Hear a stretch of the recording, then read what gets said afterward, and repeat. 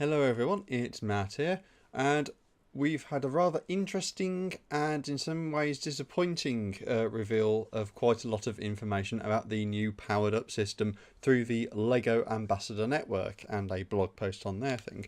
And it's quite a very hefty chunky post, and a lot of it is focused on trains and a few other bits and pieces, and there's been quite a few questions about the technical specs.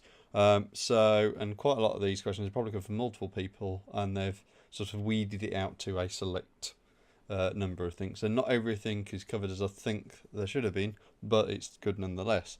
And what I've done is I've gone through the entire post a couple of times and picked out the fine points and put them into a notepad. And I'm essentially just going to go through that notepad and sort of reveal and do that sort of stuff. So instead of having all that big hump of questions, there's going to be this video, and you can just go through it as you need to. So this video is split up into three sections: general, discussing the overall feel of the system and what issues there might be coming up and that sort of stuff, and power, how it relates to power function, that sort of stuff. The second one is about specs, the physical specs, operate, and a little bit about the operation and all this sort of stuff and how that works. And then lastly, it's operation. How will you be able to use powered up? What limitations are there to using powered up, and how it relates to real world operation, and what we, speaking as A-folds or T-folds, might require from the system rather than what LEGO think we require. So the first bit is general. So yes, everything is moving to powered up, including Duplo. And I do want to emphasise that, including Duplo. So powered up is going to replace everything. So your IntelliTrain from Duplo, that's going to go over to powered up. The City trains are already on powered up. Technic will be moving to powered up. Literally nothing will escape powered up. And it is going to be completely replacing power functions. So power functions will slowly be phased out. What you'll probably find is that you'll have a few concurrent electrical systems for a bit. So you'll have powered up for city trains, and you'll start seeing it in stuff like outside of that. I mean, we've already seen the remote control Batmobile. There'll probably be a few more remote controlled things like that. Technic cars certainly will probably go that way. Creator vehicles might go that way as well, so you can remote control the cars. Might not. Remains to be seen. And obviously all that sort of stuff as well. So power functions will be going out. There will be an overlapping period between both the availability of power functions elements and powered up elements. So there is that nice sort of overlap. So it's not going to be a straight sort of like power functions not available anymore and everyone's still panicking because they don't have anything. There is going to be a confirmed overlap system from this web page, so it is something we can hold LEGO against if they suddenly just turn off the tap.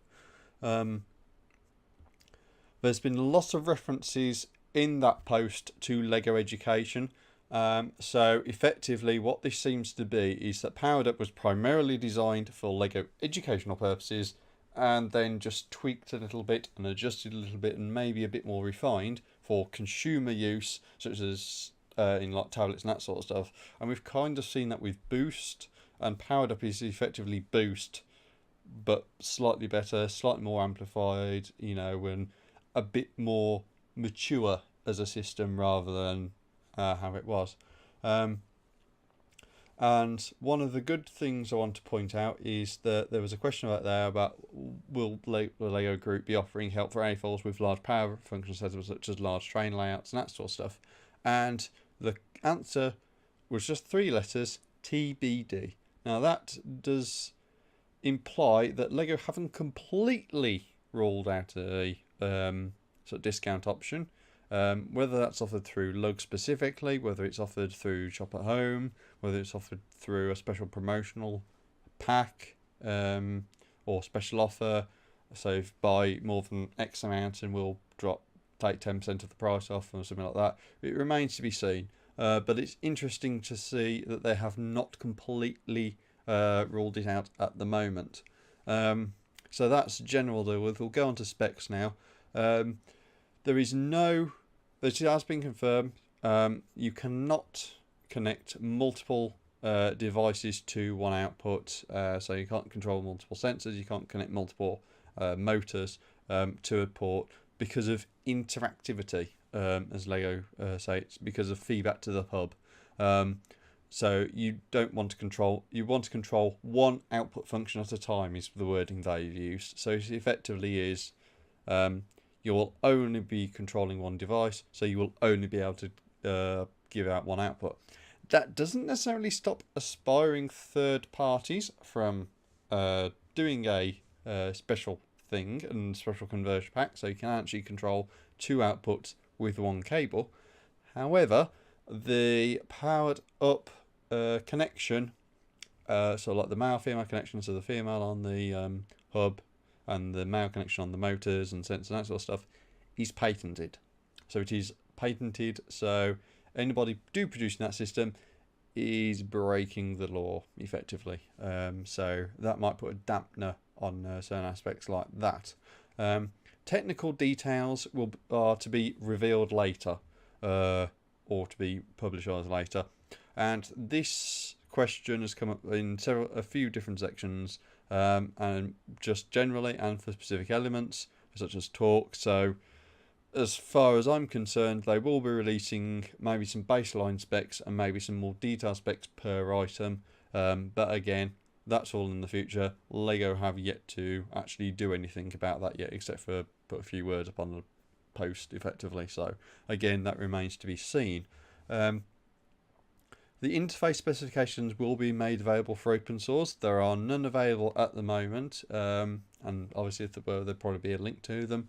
But they have confirmed they'll be available for open source programming later, or modding later, depending on what they go with. Now, speaking about sort of all this sort of stuff, compatibility is a good sort of thing about this. There is no backwards compatibility with power functions, and there is no compatibility with Mindstorms. So Powered Up is a completely new system and effectively chucking everything out in the garbage effectively. So this is brand new, unique system. So there's going to be nothing that's back compatible. They do point out, however, and I quote their post on this, note the two power control wires of the 9-volt system, power functions and Powered Up have the same function across the three platforms. Meaning that if you are an aspiring electrical technician, or you can use Google and you know what precisely is what's connected to where, you could theoretically hack your own thing to make all those systems cross compatible. Might not necessarily work flawlessly, but apparently it is possible. And we've already seen from stuff like the train motor that's been available in Powered Up, the changes on the inside aren't that great. It's more sort of an extra circuit, a different change in circuit board, and changing the slight logic about how that works specifically. So again, it's going to be interesting to see how that works and what the cottage industry of Lego hobbyists come up with and what they do with that. So it's now just before 9 minutes in, and we're going to move on to operation now. So this is going to be a big one for a lot of people. If you have a loss of connection between the hub and the remote or your smartphone, the motors will stop completely. So effectively, if there's an interrupt, and it's not a temporary interrupt, it's a continual one, your motors will stop. So this could cause quite a few problems. It's probably designed so that if you're controlling a robot and it goes out of range, it will stop and not continue on forever, which is fair enough. But you know, it is not controllable, so you can't manually toggle it on and off. So if you have a train and it is, you know, layouts can be quite big, and if you're moving away from somewhere, so I don't know, say maybe you've got your smartphone, you set a train off, and then you go and chat to somebody on their table opposite your massive layout. If that train then goes around to the opposite side of the table and you're more than the communications allow, the smart hub effectively goes, there's no connection, I'm turning the motors off. and your train stops then. It can be going at top speed, it doesn't matter, it's going to stop. And there is no sort of gradual slowdown to a stop, it's just stop, that's it. Which is not good as far as I'm concerned. There is no setup and leave option as well. So some of you may be aware of the rechargeable battery box and some of the other stuff, where effectively a lot of people would set something up, turn it, sort of like connect it all together, turn it on and leave it. That is no longer possible with Powered Up. Effectively, once you've set something up, you've got to have a smart hub, you've got to have a controller or a smartphone connected at all times, regardless. Now, what that means is there is a few sneaky ways to do it. Is that you can set everything up, you can have, and I'll come into this in a second, you can connect multiple things up to your controller, and then you can set it to do various things, and you can set it to do different things across things. So one hub and motor might be controlling a fairground wheel, another might be controlling a roller coaster or something like that, and you can actually change your outputs and they'll work the different things independently, and then you can set it to another channel which maybe you've blanked off, so there's nothing connected to it, and because it's still on and because there's no issues, everything else will still be going on because there is still that connection to the controller. Remains to be seen how well that works in real life, but again, it is a point to be got there. Lego have confirmed that the normal range between a sort of sending device such as a phone or their own controller and the smart hub should be above 10 meters. Under normal circumstances, and I'll quote on their webpage on this, under normal circumstances the range should be well above 10 meters. We are looking into the specific case giving only 3 to 4 meters range, which probably means that there might be a dodgy batch of controllers or a dodgy batch of hubs, and that's causing that little issue where there's not much operation. Or it could just be interference from outside, such as EM interference or something like that. So it remains to be seen in the real world how well that works. So it's also confirmed that the hubs retain connection information after they've been turned off. Now, there isn't a confirmation whether that will still happen if you remove the batteries as well, which I would presume to be the case. So say, I don't know, say you notice your hubs are running on a battery, you turn it off, and then you take the batteries out to swap them over with some new batteries, because at the moment there is no confirmed rechargeable battery box at this point, and I should make that clear. So you have to take your battery box out of the model, you're unscrewing it, you're taking the old batteries off. From the sounds of it, you should be able to then change the batteries over and plug it back in, turn it back on, and it should still work fine and connect to the controller or your smartphone as you set it up before, and there shouldn't be an issue. That's what I'm gathering from the blog post. Again, like a lot of stuff about the Powered Up system, is yet to be. I'd like to say that is the solid answer. It will work regardless of whether you've, turn it off and change the batteries, or take the hub, turn it off and then just take the batteries off because you don't want battery leakage or stuff like that. There is no confirmation on that. I would say that there is some sort of maybe like a supercapacitor or something within the hub to give out a small electrical current to retain that information, but there is no guarantees on that, so it remains to be seen. So whether this off is actually an off, again, is something to be confirmed and that sort of thing. The motor itself determines the control system, so whether it's just a straight flicker on off, like a toggle, or a granular system. So the one question said it was bang bang or graded or gradual. So the difference there, for those of you who may not be getting the terminology, is effectively, is it an on-off thing? So if I press the button, does it stay on, and then if I take my finger off or thumb off, does it then go off it as well? Which would be like the Batmobile, that's a on-off sort of system, or gradular like the tray motor. So do you turn it on, and then does every button press of that thing afterwards just increase the speed, or just turn it on and off? It's that sort of thing. So the motor determines that rather than anything else. So maybe you could actually change the way the logic works inside the motor, such as their Batmobile motors and get those to work continuously, which might be useful for train people. Again, remains to be seen. And an important one here, especially for train fans who like to run multiple trains and multiple hubs in the same train but reverse the polarity, you cannot reverse the motor output. The only thing terminology about reversing the polarity is actually just turning the knob on the controller 180 degrees, or 90 if you're trying to do steering.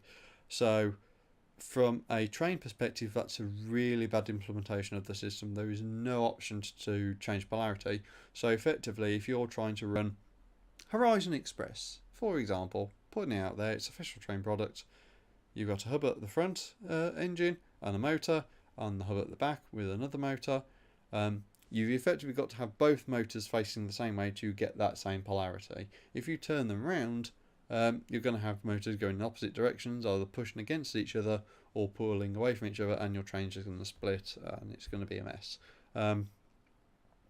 So from my perspective, if you were going to try and do that, you will likely either have to cut the wire and change the motor outputs, so your positive is negative and negative is positive, because that will give you an inversed output for the motor. Or you'll have to take the motor apart and desolder the feed wires for the plus and minus, and then swap them around that way for the motor as well, or the output, I should say. So that's effectively the only way to get two motors which, while facing the opposite direction, on the same output, to actually work in unison with each other, other than turning them around. So from train fans, that's going to be a really messy implementation. It doesn't feel good in my mind to have that thing. And the other way to look at it as well is that if you have a motor and it's at the end of a vehicle, if you're trying to get these motors facing the same way, that lead which is coming at the motor is actually stopping you putting on the buffer element properly. So there's going to be a bit of a collision over that as well. So if you're trying to run two motors together in a long train, and one's at your front motor, one's at your front engine, one's at your rear engine, you're going to have issues with that. So you may get around it by putting your motor on the outer end.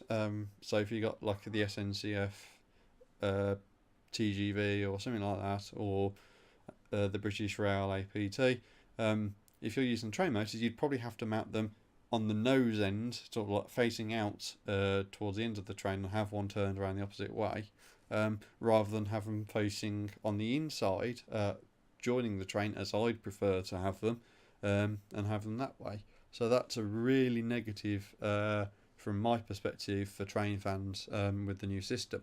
You can link up to 5 devices together, and they say that, and they mention hubs and controllers.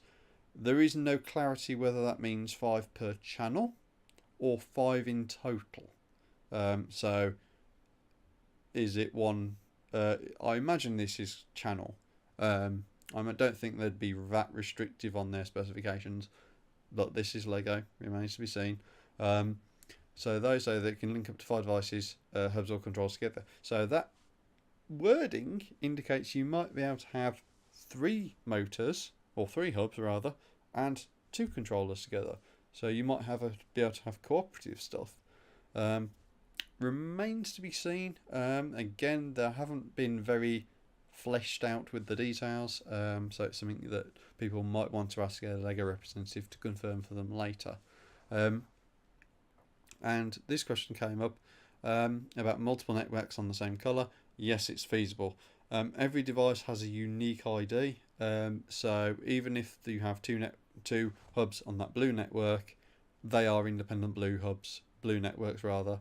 So the hubs and controls on one blue network will not communicate to another blue network. They are unique, and it's only in that group. So obviously that group must create an ID, or the hubs and controllers must be able to create a list of devices they connect to, and obviously it just pulls those devices and sort of says, are you active, and it'll be yes or no, and then they'll output that way. But fine detail operation yet to be seen.